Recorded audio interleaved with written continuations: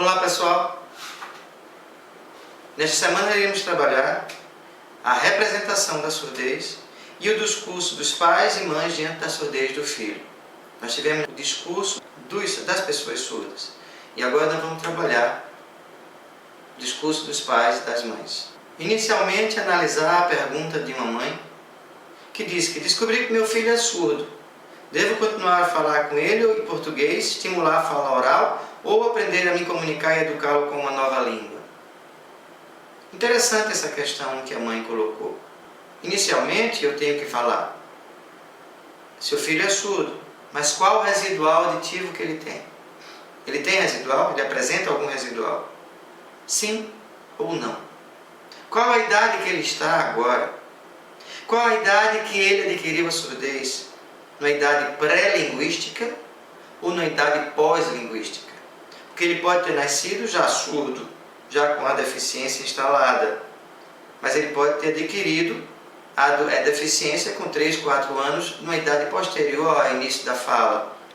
Então ele já tem uma idade pós-linguística, ele já tem uma memória linguística que vai facilitar. Mas ele pode ter tido, por exemplo, uma meningite com 6 meses de idade. Então, um residual auditivo aí, a construção da fala está muito comprometida. Ele pode ter tido com 9, 10 anos de idade. Então, são informações que são necessárias e que cada professor tem que construir esse histórico do seu aluno. Porque a depender do residual auditivo, a depender da idade qual adquiriu a surdez, a depender das experiências de oralização ou experiências, vivências com aprendizagem com relação à própria língua de sinais, é que nós vamos ter uma criança mais ou menos dependente, autônoma ou refém de alguém que possa intermediar para ele o conhecimento. É preciso despertar para isto. Então a pergunta: devo continuar a falar com ele em português? Sim. Por que não? Mesmo que ele seja totalmente zero nas 2 orelhas, não importa. Você vai continuar falando porque ele vai fazer leitura labial e é a sua forma de se comunicar com ele. Você não vai botar fita adesiva na sua boca e se calar. Para o mundo, não. Você fala e, se ele não tiver residual auditivo, língua de sinais também. Olha ali. Olhe para mim, olhe. Vem cá, meu bebê, carinho para você.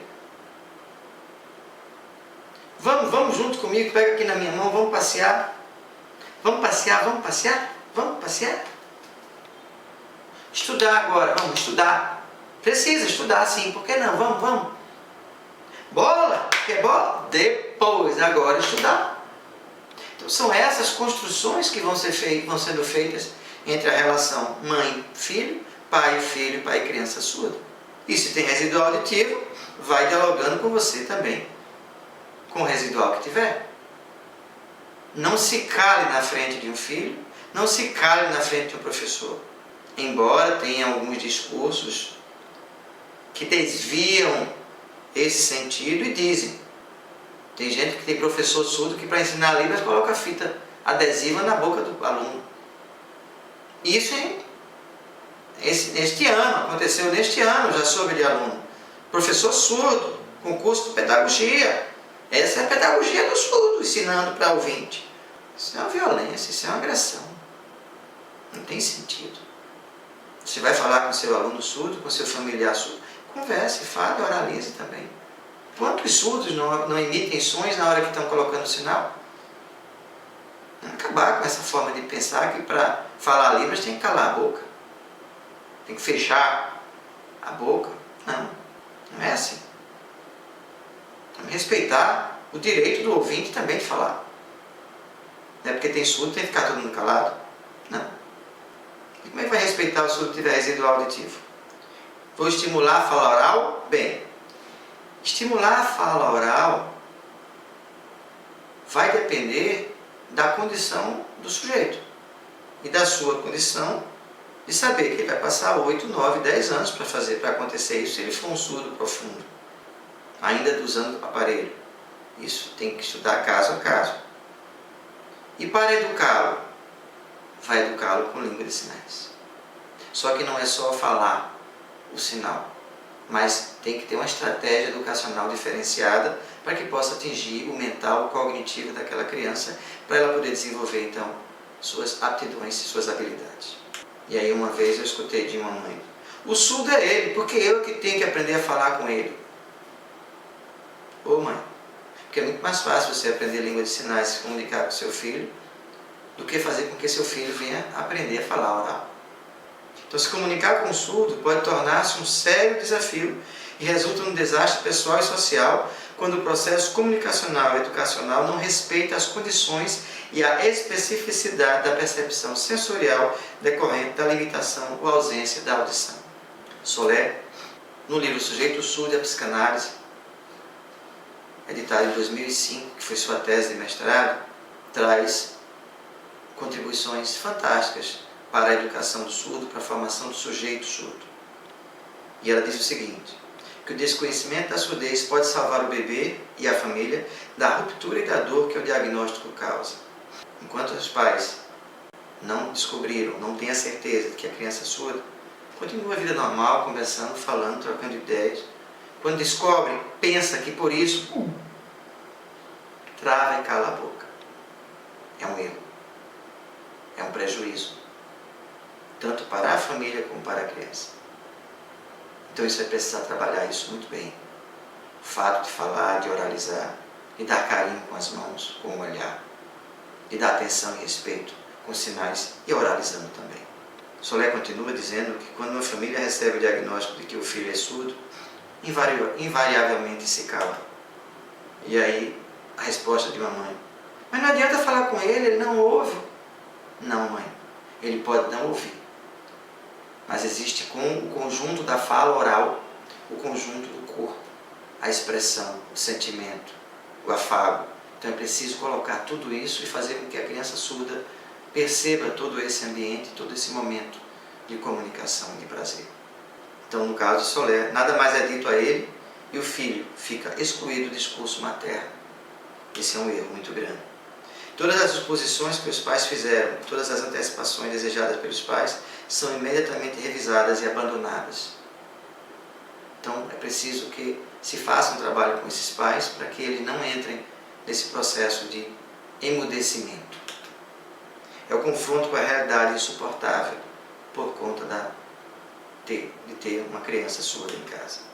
Procuramos relatar o discurso dos pais diante da surdez nos nossos livros, nas nossas aulas. E nesse momento eu vou trazer para vocês. Lembre-se daquilo que foi falado pelos alunos surdos. Uma mãe chega e diz: fiquei quase louca. Ele tinha 4 meses. Agora eu aceito. Uma outra mãe: chorei bastante na hora. Depois me preocupei só em cuidar dele. Fiquei arrasada. Ele tem 9 anos e ainda não acredito que é surdo. Veja uma carga psicológica que essa criança vem carregando e a mãe também, para conviver com essa realidade dia a dia. Fiquei em pânico. Ele tinha 3 anos quando eu descobri. Demorei a cuidar. Uma família descobriu uma criança ficar 3 anos sem uma comunicação dialogal em casa, apenas com um mal ouvido. Só aceitei depois de 4 anos. E aceitar é uma coisa, compreender é outra, desafiar é outra, bem mais forte. E acompanhar e compartilhar em língua de sinais, dialogando e conversando, é outro processo bem diferenciado.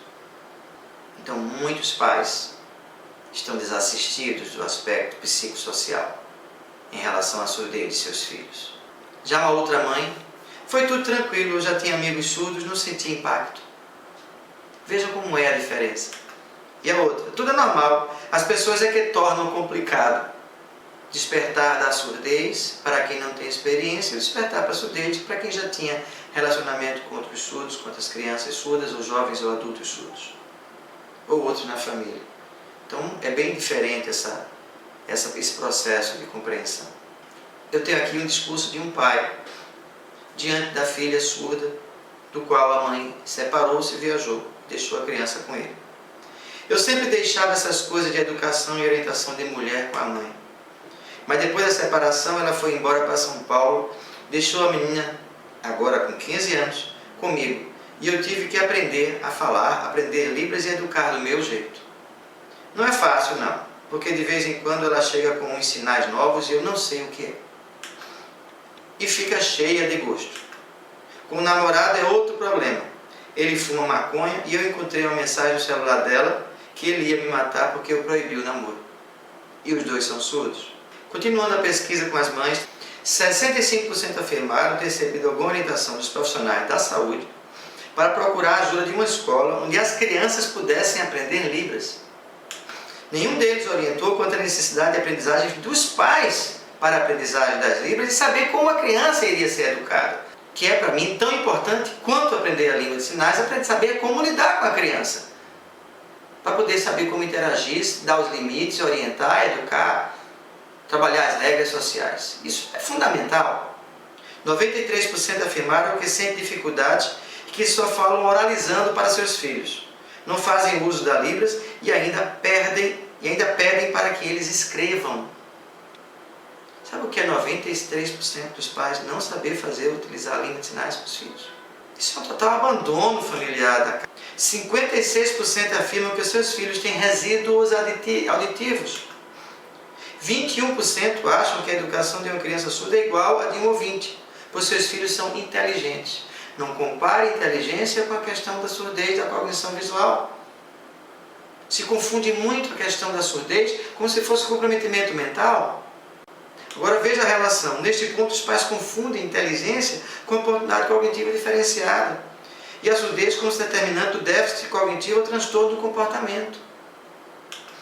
Quanto ao comportamento dos filhos surdos, 14% das mães afirmaram que seus filhos são falantes, gostam de se expressar.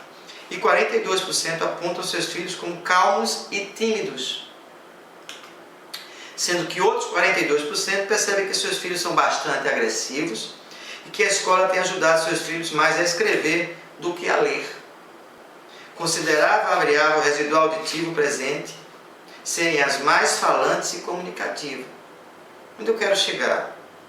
Vejam o que está de rosa no início do slide, que 56% afirmam que seus filhos têm residual auditivo e 21% que seus filhos, a educação deles é igual à dos ouvintes. Ou seja, muito provavelmente esses 21% está dentro dos 56% e que são crianças que têm residual, surdez leve, surdez moderada, e está dentro desses 56% que tem residual auditivo. 42% apontam que seus filhos são calmos e tímidos. Está dentro dos 56% que se entendem, conversam e se comunicam com a mãe. O que não está dentro desses 56% são os 42% que percebem que seus filhos são agressivos. Aí sim, sentem-se abandonados, sem língua de sinais, sem educação em língua de sinais, sem orientação para a vida, sem orientação de regras sociais, sem limites, sem diálogo, sem entender o mundo. Tem que ser agressivo. É uma resposta para a sociedade essa agressividade. Todas as mães entrevistadas afirmaram que a maior dificuldade e conflito na relação com seus filhos é, de fato, a falta de comunicação. E que a maior preocupação delas é o medo que seus filhos andem só para não se envolverem com drogas e que acompanham eles durante a ida à escola. Permanecem durante todo o turno esperando eles largarem das aulas para poderem voltar para casa. Assim o fazem como tentativa de protegê-los de violência, das ruas e das pessoas, que por não saberem se comunicar com eles, ficam zombando deles e tirando brincadeiras que eles não gostam.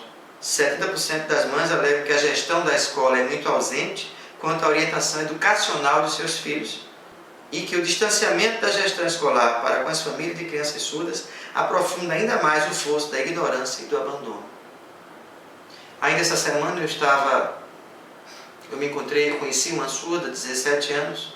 Estava eu com um amigo surdo conversando e ela se aproximou e vamos conversar, esperando na fila de um médico, esperando ser atendido por um médico. E eu estava como intérprete desse amigo surdo. Eu não sabia que a mãe estava atrás de mim.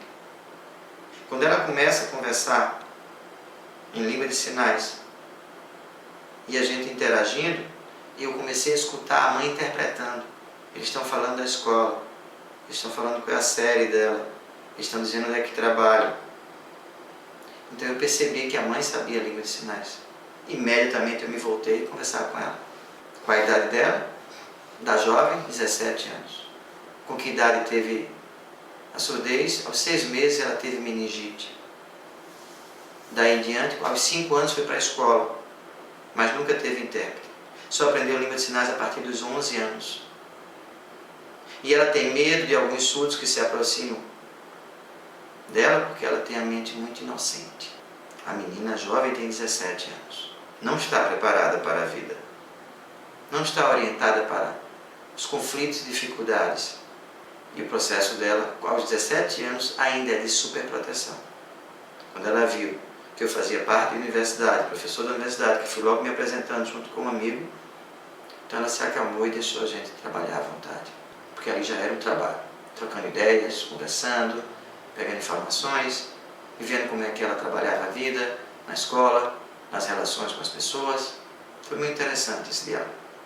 Mas eu quero que vocês percebam o retardamento da tutela familiar, que é presente praticamente em todos os surdos, principalmente severo e profundo. Isso também está falado por Soler no seu livro Surdez e a Psicanálise.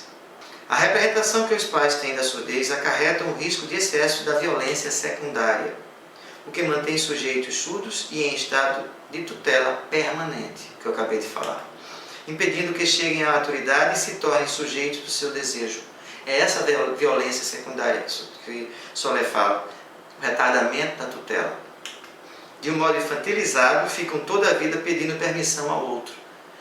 O jovem, a criança, o jovem, o adulto surdo fica pedindo aos pais se pode ou se não pode fazer, por conta desse retardamento da tutela. A escuta da voz materna tem o poder de ser unificadora dos outros sentidos e ir antecipando a unidade corporal. Isso na criança ouvinte. Um bebê que nasce com perda auditiva profunda não utilizará a voz da mãe para a unificação dos demais sentidos. Pelo ouvido ser o único orifício que o bebê não pode fechar, mais facilmente será a audição que estabelecerá a sincronia entre os demais sentidos. Essa sincronia, quando rompida, como no caso da perda auditiva precoce, isto é, nos primeiros meses de vida após o período breve de escuta, será fonte de angústia, de mutilação que implica na desintegração da imagem corporal. A integração e a sincronia corporal em bebês surdos deverá ser obtida via olhar, tato, cheiro e oralidade. E essas vias são uma tarefa cognitivamente mais complexa e demorada, exigindo mais esforço do bebê surdo. Ainda Soler, que as crianças surdas temem o escuro, muitos deles dormem de luz acesa, pois a insegurança é maior se não poderem guiar-se pelo olhar. Apagou a luz, apagou o mundo. E muitas crianças ficam em desespero por isso.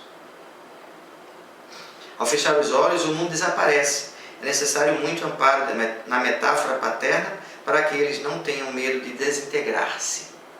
Isso é muito sério, pessoal. Quando a mãe se afasta dos olhos do bebê, deixa de existir. É assim até que ele possa estabelecer a permanência dos objetos.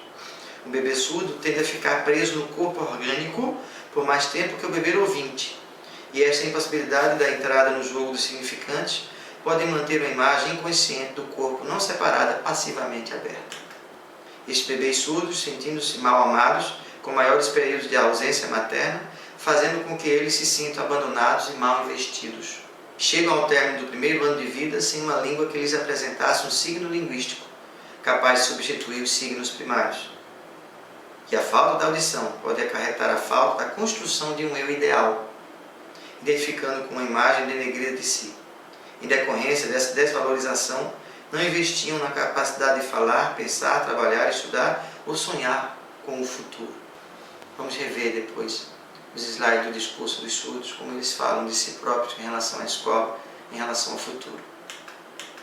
Fonseca alega que sem nenhuma preparação dos pais ou com uma formação superficial, filosófica e pedagógica dos professores, corre-se o risco de se perder uma oportunidade-chave na aprendizagem das crianças e dos jovens e compromete-se seriamente a sociogênese. A sociedade vale porque valem as famílias. Mas como está sendo preparada a família de uma criança surda para intervir na dialogicidade e na sociogênese dessas crianças, na comunicação em língua de sinais e na educação específica, diferenciada em relação aos surdos. Daí então eu trago para vocês uma reflexão com todos os sentidos e visões. O que realmente significa ou representa e implica a surdez do outro? Quais os impactos na estruturação do sujeito? Como compreender e entender as especificidades desta deficiência? Qual a relevância, o que evidencia, em que limita e como superar? Até que ponto a deficiência para a manutenção de privilégios e diferença linguística enquanto mundo surdo? Como incluir na sociedade para o convívio escolar produtivo? Como torná-los cidadãos plenos, respeitar seus direitos com plena convivência e sermos respeitados com a cidadania plena? A sociedade rejeita ou desconhece como lidar e não se envolve? Qual é a consequência? Superproteção pela incompetência em lidar com a surdez do outro. Eu encontrei um novo termo, um neologismo, além do ouvintismo.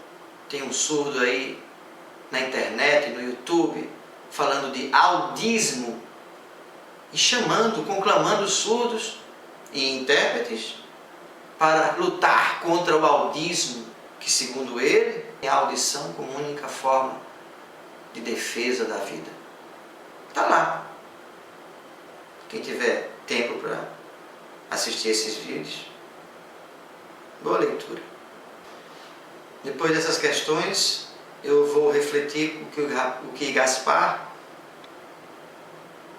que é um surdo, e ele fala no livro, no dicionário de sinais ilustrado, editado em 2009, de Honório Frisano.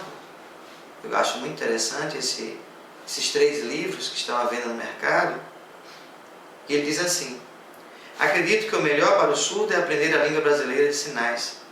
Porém, sinto que falar algumas palavras também me ajudou em alguns casos específicos. Penso que o que seria melhor é que o surdo pudesse ter acesso às 2 línguas, sempre dando prioridade à sua língua materna. Seria algo como 80% da Libras e 20% da linguagem oral. Mesmo sem ser perfeita, a fala ajuda. Quando ele quer dizer a fala aqui, a oralização ajuda. E quando ele coloca a língua materna, eu deixei grifado para seguir o seguinte. Então existe um discurso aí muito grande no nosso Brasil de que a língua materna do surdo é a língua de sinais. Só se o ambiente que o surdo estiver vivendo e convivendo for língua de sinais. Senão, a língua materna é a língua da mãe, a língua oral. Só vai ser língua materna uma família oral, oralizante, ouvinte, se os pais aprenderem a língua de sinais e começarem respeitando essa criança e falando em língua de sinais para ela. Aí sim, a língua materna será língua de sinais para a criança surda. A primeira língua de contato da criança com a família, se for uma família oral de ouvinte, não vai ser a língua de sinais. Então, a língua materna é a primeira língua que uma criança aprende. A língua da mãe é a primeira a ser assimilada na primeira infância. Então, complemento a Honório Frisano, porque acreditamos que os surdos, que poderem se desenvolver também pela linguagem oral, terão algumas vantagens se comparado aos que se desenvolvem somente pela língua de sinais. E isso é fato. Mais de 90% desses surdos que estão hoje nas universidades, fazendo mestrado, fazendo doutorado, como professores das universidades, têm residual auditivo. Pode não estar usando aparelho, mas já foram oralizados. Tem alguma comunicação também oral. E daí facilita o desempenho. São alfabetizados em língua portuguesa. E facilita o desempenho em suas habilidades. Então, isso que está sendo colocado aqui, de fato é verdade. Rejeitar a língua portuguesa escrita é um absurdo. E é um crime, porque está previsto em lei a L2 para a pessoa surda escrita. E daí, para fecharmos a nossa aula, o pensamento de Bull, que em 2005 colocou o seguinte: os ouvintes aprendem sobre as correlações usando as informações audível e visual, o objeto e seu nome. No entanto, as crianças surdas redirecionam todas as informações através da visão para realizar a mesma atividade. Desta forma, o autor acredita que não se pode afirmar que surdos e ouvintes aprendem de modo completamente semelhante. Então nós concluímos que nunca os surdos vão aprender igual ao ouvinte. Nós concordamos com a fala da professora Nilda, que fez parte da minha tese de doutorado, Educação de Estudos e Formação Docente na Perspectiva Inclusiva, e a professora Nilda deu o seu depoimento falando exatamente isso, que nunca os surdos vão aprender igual ao ouvinte. Ela tem uma experiência de mais de 15 anos na educação de surdos. Foi noiva também de surdos, então teve uma vivência com surdo muito maior. E como complemento eu trago, para que vocês possam refletir, alguns conflitos em relação à formação cognitiva, a construção do mental do indivíduo, do sujeito surdo. Então, vai haver muita dificuldade para se trabalhar tanto a abstração como a subjetividade. Então, metáfora, você trabalha metáfora, trabalha.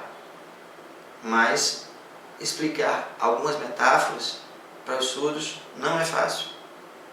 Então, eu tenho uma experiência de uma mãe, a menina tem 12 anos, e ela perguntou o que é que tem a ver, por que olhar o dente do cavalo? Por que olhar o dente do cavalo? Quando foi interpretando uma metáfora, cavalo dado não se olha os dentes, que nós utilizamos aqui no nosso Nordeste. E ela, por que olhar o dente? O que é que tem a ver cavalo? Dar o cavalo e olhar o dente do cavalo. Precisaria trabalhar com essa criança, essa construção para dizer que o cavalo velho, ele vai ficando banguelo, então os dentes vai ficando já desgastado.